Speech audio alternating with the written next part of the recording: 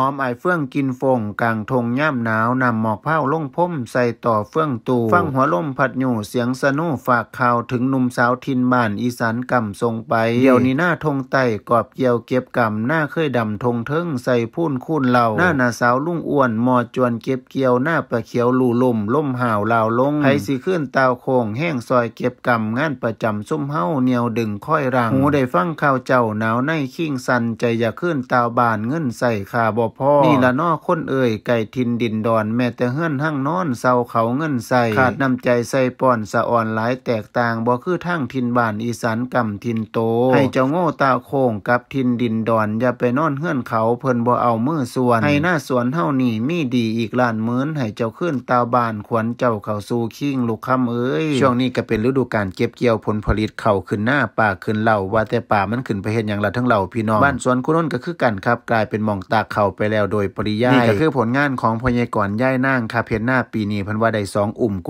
ว่าๆพอนะพี่น้องแต่ว่ากว่าสิได้มาเฮ็ดมาตากกระถาลดจนเข้าหมอบลาบคาบพุ่นเด้ครับส่วนข้าวที่ได้มาแต่ละปีก็เหลือกินเหลือใส่สำหรับ2เฒ่าครับแต่ว่าเป็นนักกับสมุนเพิ่นผู้ละทั้งอยู่หน้าอยู่สวนอยู่ไฮหลายโตขนาดโตนอนอยู่นี่ก็กินหลายคือกันครับสำหรับพี่น้องได้ข้าวหลายปานใดน้อครับทางพุ่น